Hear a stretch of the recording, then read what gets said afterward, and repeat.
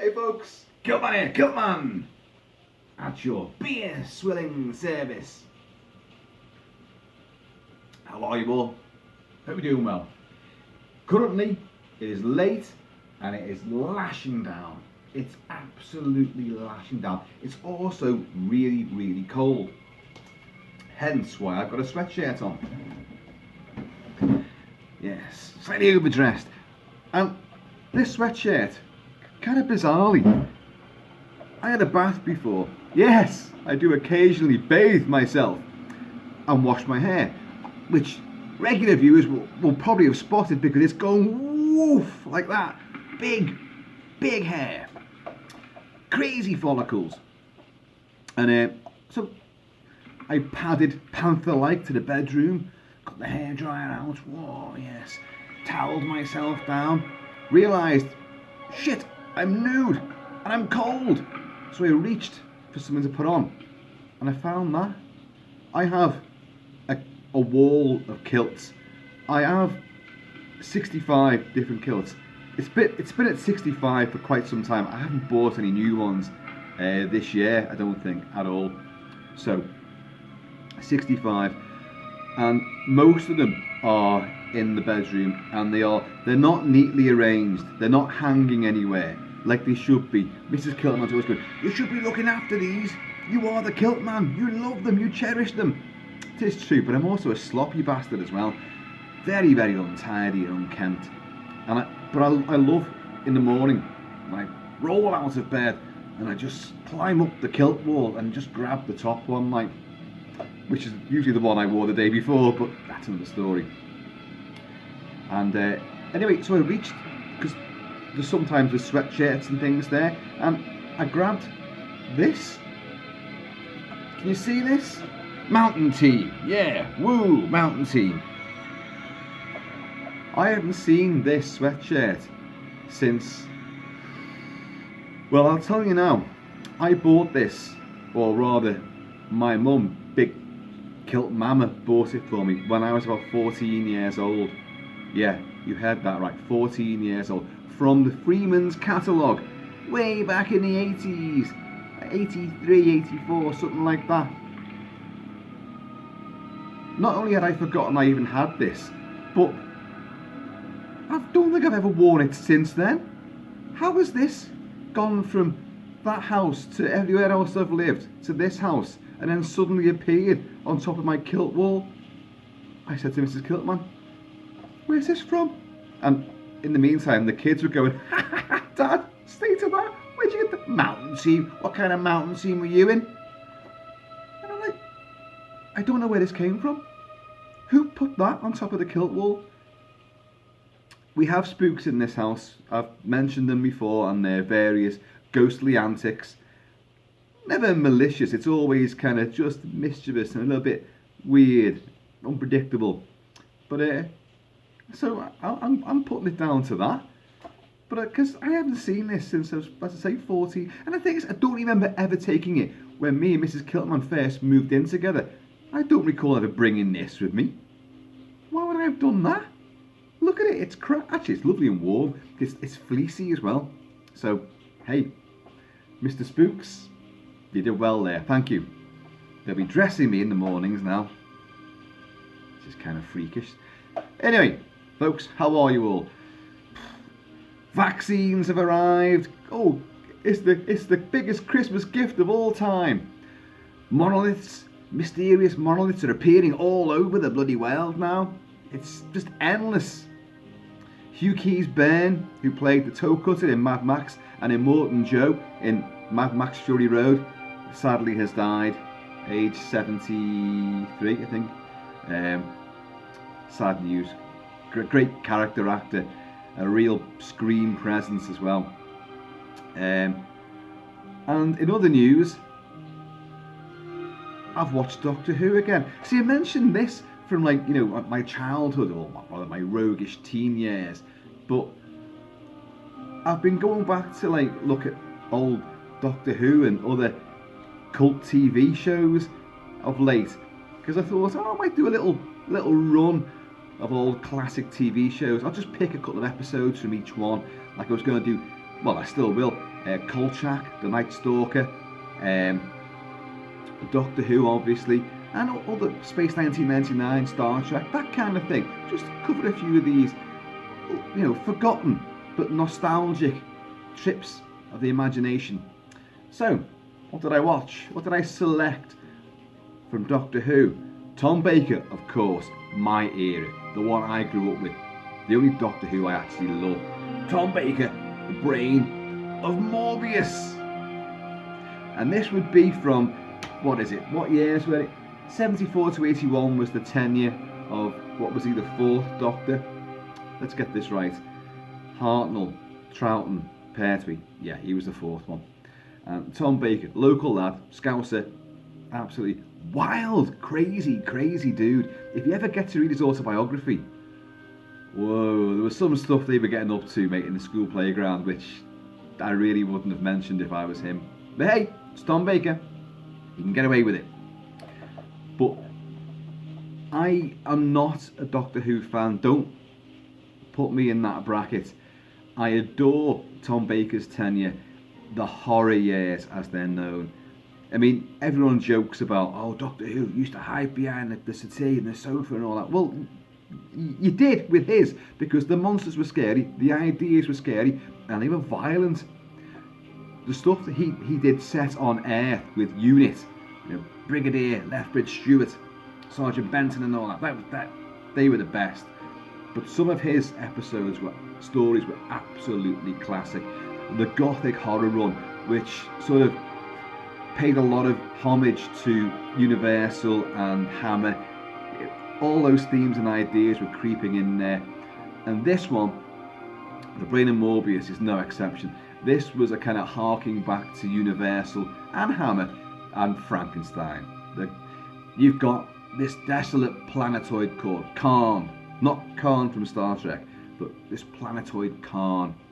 And it's absolutely ransacked with lightning storms and hellish polystyrene rocks and fake shrubbery and all that, and superimposed storm clouds. And it's got this miniature model castle on a hill lit up by lightning bolts. But on the planet is actually a bit of a sort of space graveyard, because for somehow or other they are luring in spacecraft, and then the occupants of this castle, which would be what's his name? Solon?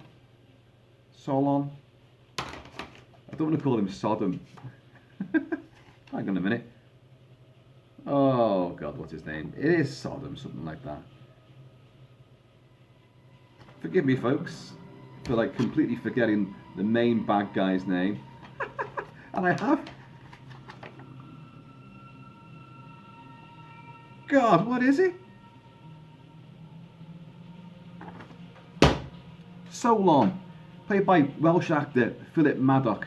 And he is this roguish scientist, hell-bent on creating a body, a head. Why? Because he's got a brain in a jar. Whoa, what's this? And the brain in a jar is the brain, the title gives it away, of Morbius.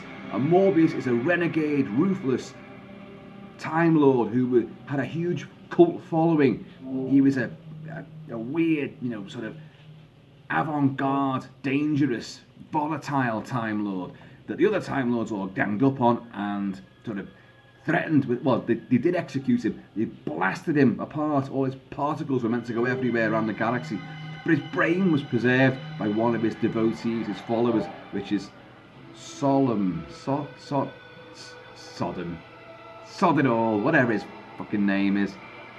And he's kept the brain in a jar, and he still worships Morbius. I'm going to get you a body, I'm going to get you a body. So he has his Fritz, or Igor-like servant, Kondo, who's a big towering hulk of a man with a scouse monobrow. And he unleashes him. Whenever a spacecraft crashes, he goes out and kills any survivors, and they bring the bodies back. And so so this professor, this doctor, is building this body, but he just needs a head to put this brain in. So he's got this horrible hulking 8 foot tall, shaggy, beast-like body. With one arm is a huge lobster-like pincer, and the other arm is a human arm, or humanoid arm. But whose arm is that? Well, the reason why he's got this servant who's so slavishly devoted to him, Kondo, who will do killings and look after him and does his bidding, because Kondo has only got one arm. He has a hook for the other one, because his other arm is on this body, but he doesn't even realise it yet. So all this professor, this mad doctor needs is a proper head to put this brain in and just stitch it onto this body. The original idea by Terrance Dicks, who was one of the mainstays of this era of Doctor Who, it wasn't meant to be a mad professor. It was meant to be a robot who was still building a body to put this brain in. But as far as the robot was concerned, the body just had to be functional. It didn't have to be beautiful or aesthetically good looking. It could just be a hulking brute, so long as it could house that brain. But the story got evolved and changed. The producers changed it around, other scriptwriters came in, and in the end Terrance Dicks took his name off it. And he said, look, you've made it into a horror show. You've just ripped off Frankenstein, so it's not my idea. You've run away with my idea. Take my name off it. Well, what name do you want? They asked him. They said, just come up. So anything. Just make it bland. So you actually, it's written by Robin Bland as a bit of a, well, you've asked for a bland one, so we gave you a bland. And into this world, anyway, the Doctor and Sarah, Elizabeth Sladen, God rest her soul, the first crush I ever had on anything of the opposite sex, well, anything at all. I fell in love with my goldfish at one stage, but we won't go into that horrible, sordid, fishy tale. And I totally adore Elizabeth Sladen. Mrs. Kilt-Man, I've always said this, Mrs. Kilt-Man looks like Jessica Harper, as Jessica Harper looked in Dario Argento's Suspiria. But she also looks just like Elizabeth Sladen did in this vintage Tom Baker Doctor Who era.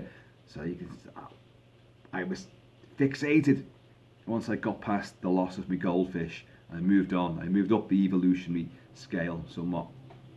And so they arrived there, and they've been thrown off course by Tom Baker. Comes out the TARDIS, say, "You interfering fools! Leave me alone." Haven't we just crashed, Doctor? No, it's them. It's the Time Lords. They're playing with us. So they encounter bodies on this planetoid. A ferocious storm strikes up. So they go and knock on the door of this great big gothic mansion house. They meet that mad professor. They meet, I forgot the other guy's name now, Kondo, this manservant, this brutish manservant. But the Doctor realises very swiftly, hang on a minute. That's a bust over there of, isn't that Morbius? Hang on a second. And this mad Professor Philip Maddock is going like, what a wonderful head you've got. And of course Tom Baker's got his big fruity bouffants of those luxurious curls. I guess, oh, thanks very much. I've had a few over the years. This is quite a good one. I'm kind of partial to it myself. So obviously the mad Professor wants to use the Doctor's head to house Morbius's brain. A bit of horrific irony there, I think, and obviously reanimate him completely. On this planet as well, you have the Sisters of the Flame. And this is like a weird bunch of, scarlet bedecked nuns who have this sort of everlasting flame encased in a very sort of ramshackle plastic, meant to be marble, little urn set in the wall, and they spend all their time chanting, "Sacred flame, sacred fire, sacred flame, sacred fire." What a life. But they don't like this mad professor, and they don't like Time Lords. They've had a convoluted history with the Time Lords. They hate Morbius and everything he stood for, and they hate the Time Lords because the Time Lords are basically just interfering bastards anyway. So they've got this feud going on there. So obviously the Doctor and Sarah are going to end up going over to these people. They're going to try and sacrifice the Doctor. Sarah gets zapped by something which I've completely forgotten, but it makes her go blind. So she spends There's only 4 episodes in this one. It's not one of the big epic ones. It's just a 4-episode run, and she ends up staggering around all these plastic gothic sets and these rocky wastelands with polystyrene rocks and all sorts, and she's blind, but she does a pretty good job of it, to be honest. And of course, she will stumble onto this creature, this headless creature, which is still slightly writhing and alive. And the thing about these vintage Doctor Who's, which is what they never got with any of the revamped stuff from, the 10th Doctor, David Tennant and, Christopher, whatever his name, Eccleston, is that it? And then onwards, I gave up. I literally gave up. I think the beginning of season 2 of David Tennant's tenure, I just couldn't take any more. And now I actively despise Doctor Who. If you're young and this is your Doctor Who saga and stories, brilliant, and you enjoy them, I will take nothing away from that. I don't like them, but part of me still loves and cherishes the atmosphere and the brooding gothic horrors of Tom Baker. So I think it's great to look back on these. And it's the first time I've done it in, decades, to be honest with you. So, he escapes from being sacrificed. She stumbles onto this creature, and the end of each episode was always, because that theme tune, it's so good, and like the sort of curtains are unveiled, and this thing gets up and leans forward with its big pincer arm, and then that theme tune suddenly goes.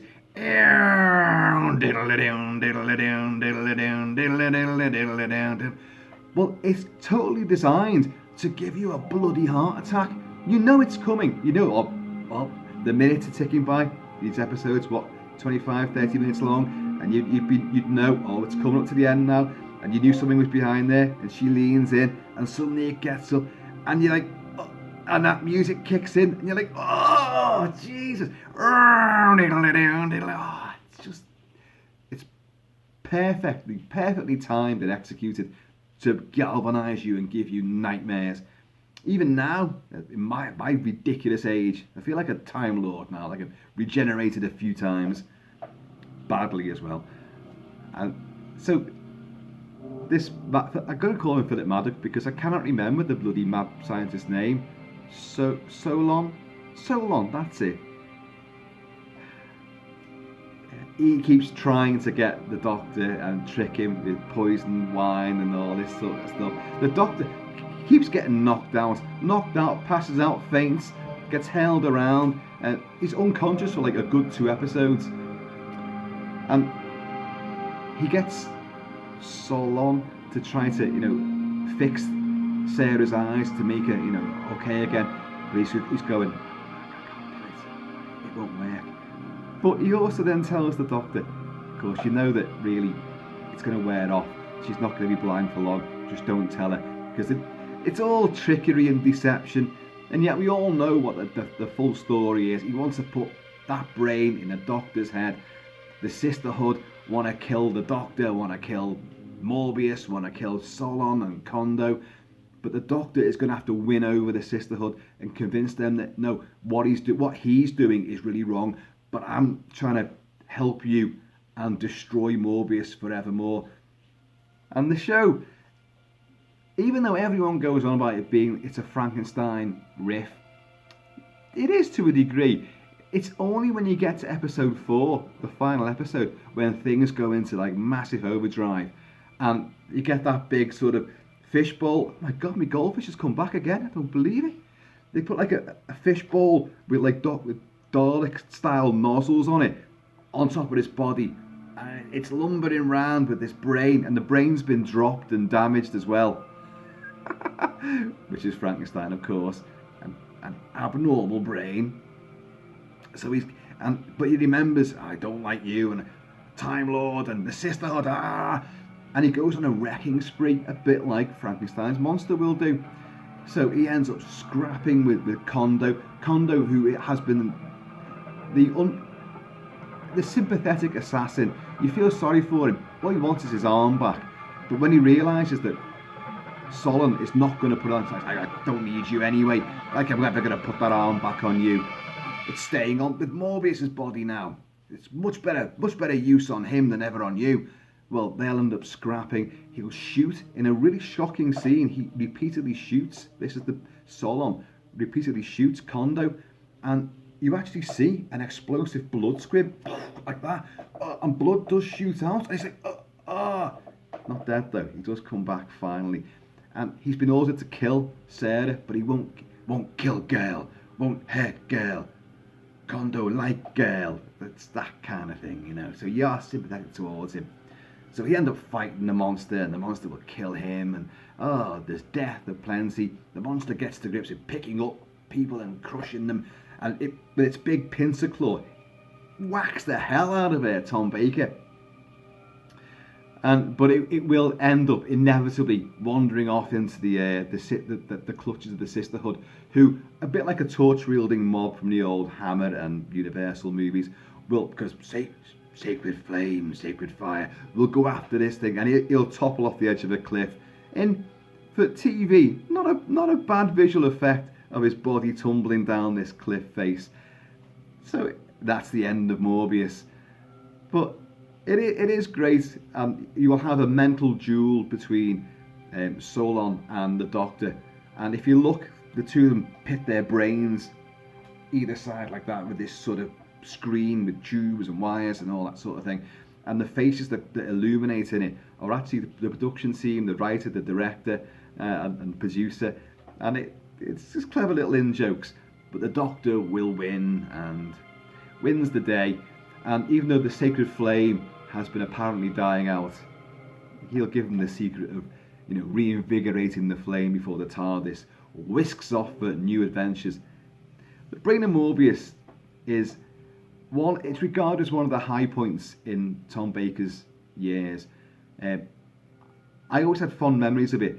To be honest, this time round, I got a bit bored with the forever going from the castle on the hill to the Sisterhood's realm and then back again. It was just constantly toing and froing. We know what the story is, and you've just dragged it out for 4 episodes. But that said, the acting is great. Philip Maddock is superb. Many people say that he should have gone on to play the Master, because he's a similar character anyway, and with his hair as well and his little facial foliage, he does look very sinister. But his reined in Welsh brogue it's not like Roger Delgado as the Master.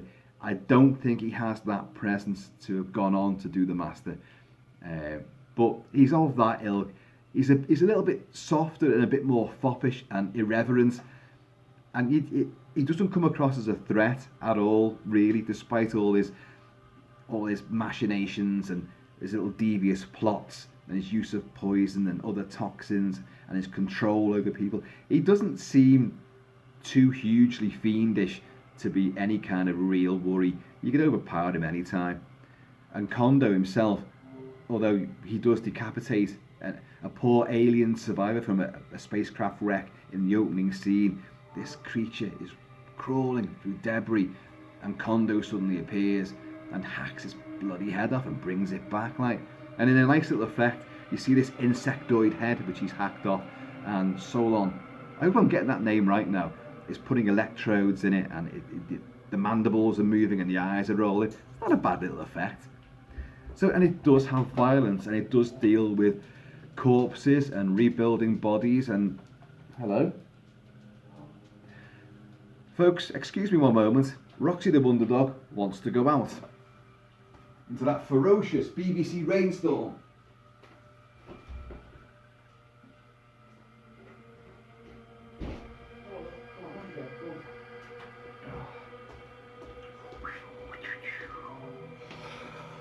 Thank God I'm wearing my mountain team sweatshirt, because it's bloody perishing out there. As we say round these parts, it's Baltic out there.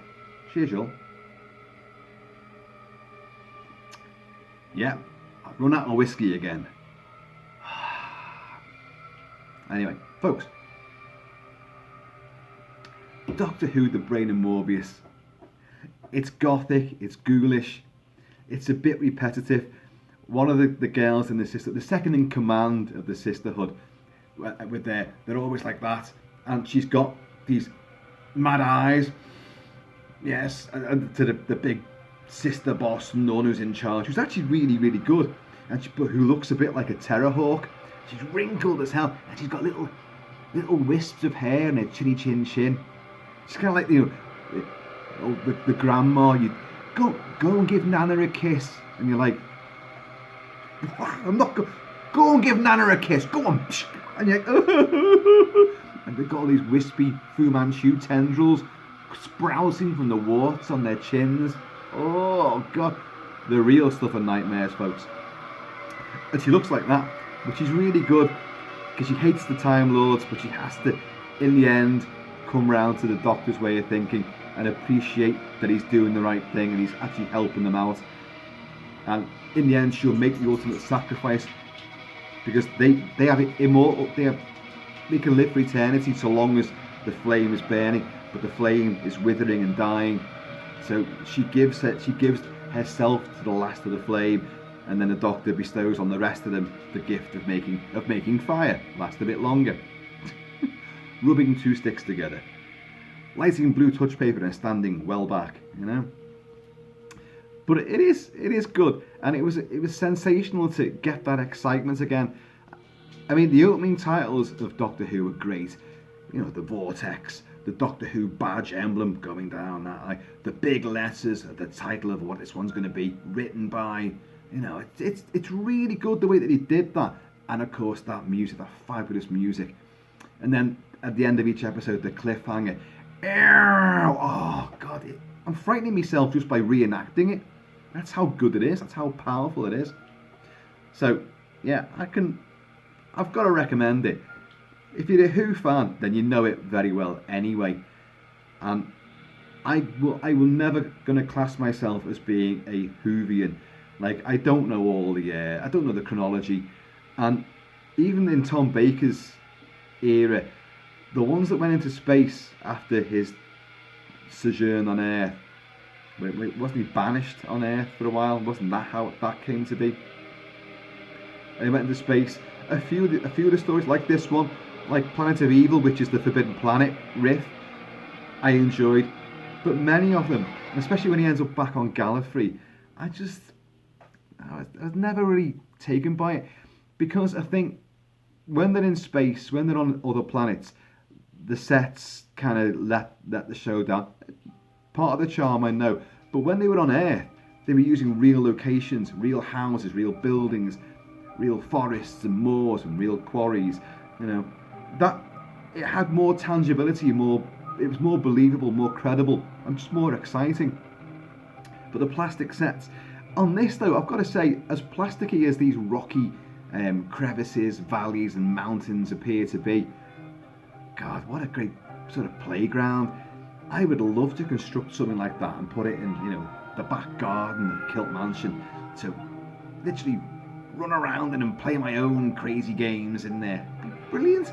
Yeah, it may look fake, it does wobble a little bit, but so what? It looks bloody good. So, anyway, there you have it. Doctor Who, The Brain of Morbius. I keep looking over here. The box there it is. And I was a bit surprised when I went through the shelves upstairs, because they've got stuff everywhere, but I thought, where's all my Doctor Who stuff? And I've already said with the kilts, I'm a very unkempt, untidy, cluttered sort of person, and things aren't in order. Well, you know what? There's a big stack of Doctor Who's. So, the Talons of Weng Chang, the Ark in Space, Robot, Terror of the Autons, oh my god, no, Terror of the Zygons. Oh. See, it's been so long. But yeah, Terror of the Zygons, that could be coming next. And the Seeds of Doom, oh god, that's an epic one, that, with the Crinoid monster. Bloody hell, that got in a lot of trouble. This one, Mary Whitehouse and her sensorial brigade of moral crusaders really got on the case of this particular story because of the violence in it. Pincers gripping necks, people being clubbed, decapitations, brains in jars, people getting shot and stabbed. You know what it is? And they're going to burn the Doctor alive. And apparently, in that sequence, the one in charge of the Sisterhood who were going to burn him, the Terrorhawk actress, who's really good. She realises as they're all chanting like that, and Tom Baker's tied to a stake which is on fire, that hang on, you need to get off. You're gonna go up in flames. Doctor, jump! So they manage to cut away just in time as Tom Baker leaps for it. But folks, it's a trip worth making, definitely. It's good fun, good nostalgic fun. So dig out one of your oldest sweatshirts, grab yourself something alcoholic, and settle down with some Doctor Who. I have been, and always shall be, Kilt-Man. You guys, keep it kilted and Celtic. Take it easy, be happy, be healthy, and I'm going to see you all.